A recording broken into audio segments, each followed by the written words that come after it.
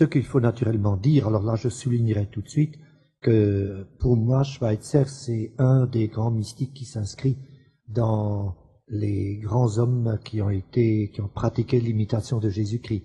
Albert Schweitzer a été, après des difficultés à l'école, a été quand même, disons, un génie qui s'est dévoilé pour être tout à fait un personnage universitaire. Il a fait un doctorat en théologie, un doctorat en philosophie, il a été un artiste organiste reconnu mondialement, et de même, il a été un des grands spécialistes en construction d'orgues. Il a d'ailleurs sauvé toute une série de vieilles orgues que l'esprit moderniste de la fin du dernier siècle s'apprêtait à démolir.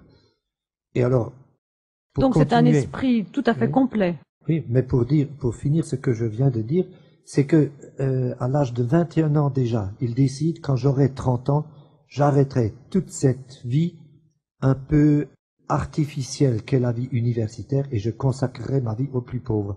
Et si vous lisez l'évangile selon Luc, vous verrez que dans l'évangile de Luc, on nous dit Jésus avait à peu près 30 ans quand il a commencé son ministère public.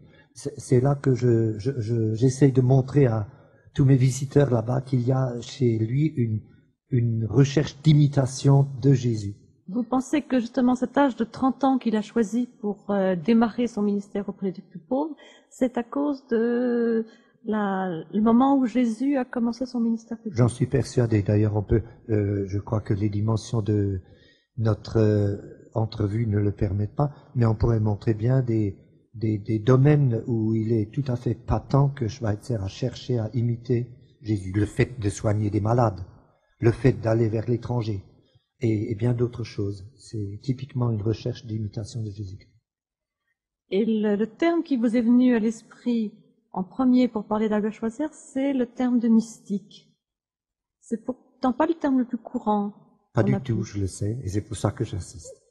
On parle très souvent, on parle de Schweitzer comme essentiellement d'un homme libéral. D'ailleurs, toute la révérence que je dois à l'ancienne société d'émission évangélique de Paris, il faut quand même dire qu'elle a énormément hésité à accepter Schweitzer dans ses rangs, tout juste à cause de sa théologie soi-disant libérale. Mais ce n'était pas du tout une théologie destructrice, c'est une théologie de recherche passionnée de l'authentique Jésus, en dehors de la subjectivité des évangélistes, et surtout des doctrines chrétiennes.